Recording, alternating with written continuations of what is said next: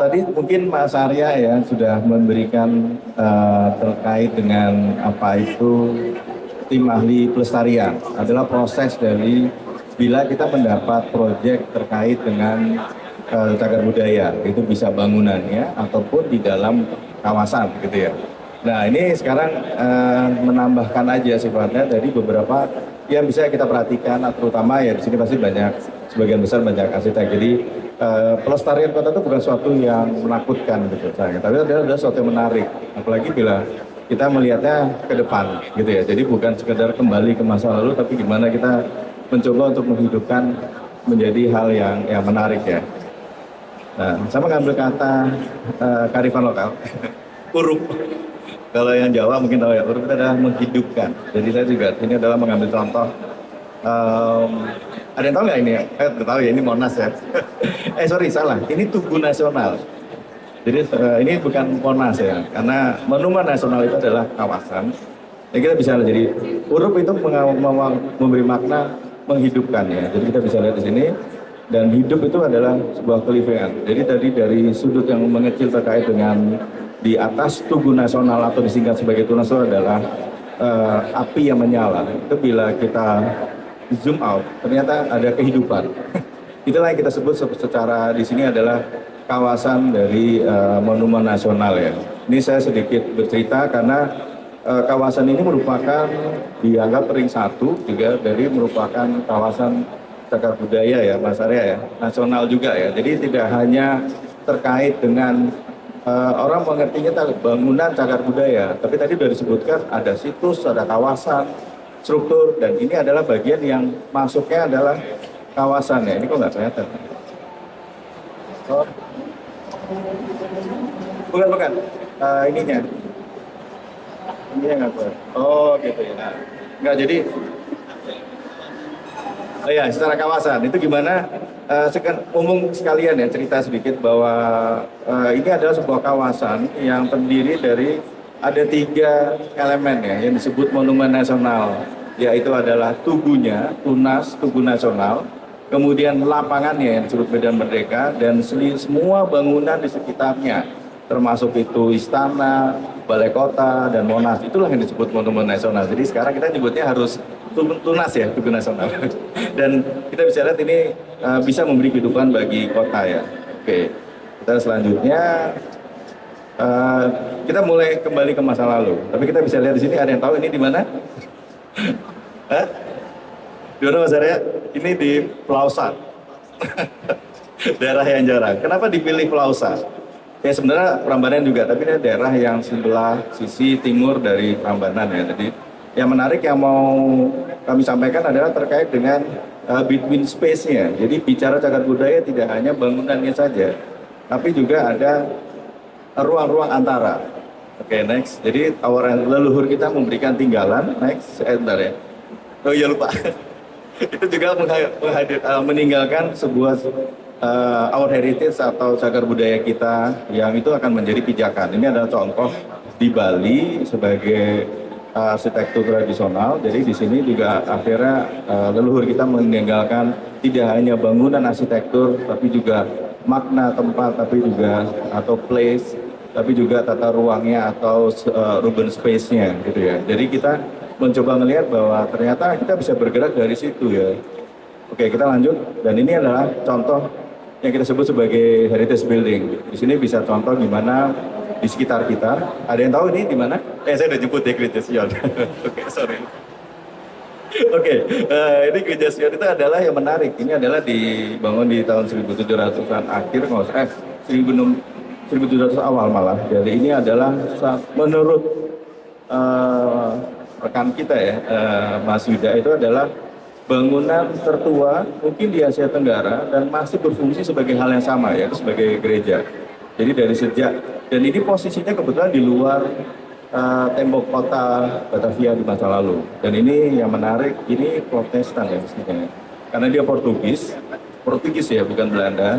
Sampai sekarang masih berfungsi sebagai gereja. Dan kemudian jadi di sini juga saat ini lagi mengalami restorasi. Jadi tadi disampaikan sama Mas Arya bahwa pelestarian itu ada tiga ya, ada pelindungan, pengembangan, dan pemanfaatan. Ini lagi masuk di tahap yang pertama yaitu perlindungan. Jadi melakukan beberapa yang tadi disampaikan ada apa namanya identifikasi, kemudian direstorasi gitu ya. Dan berikutnya ini adalah uh, another atau heritage building yang lain ya. Ini adalah sebagai statuis yaitu Balai Kota dari Batavia.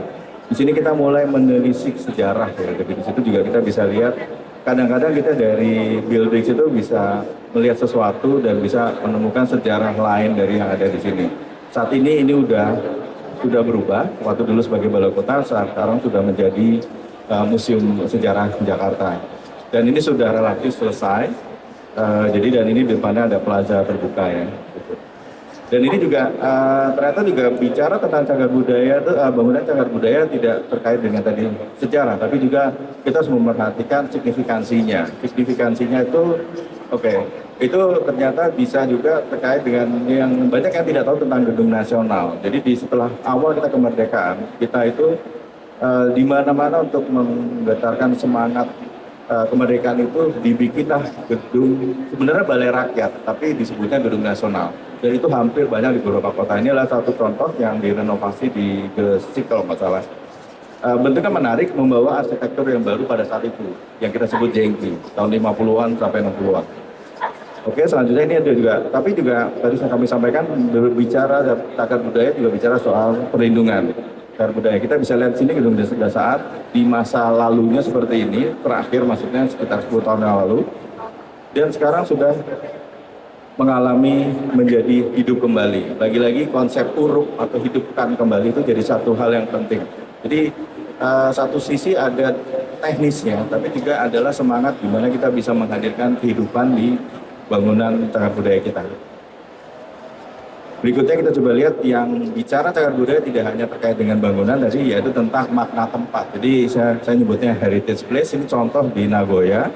Yang menarik adalah ini adalah bekas pabrik Toyota. Itu ternyata dulu kan bukan mesin tapi lebih ke pemintalan, bikin pabrik pemintalan ya. Dan ini posisinya dikembalikan, masih ada sisa bangunannya. Bisa lihat di sini yang bata-bata merah.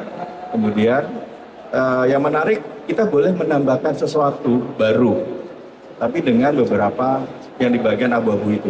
Nah, itu bisa lihat, itu satu hal menarik. Sehingga akhirnya tempat awal ini bisa berubah jadi sebuah museum dan hidup kembali.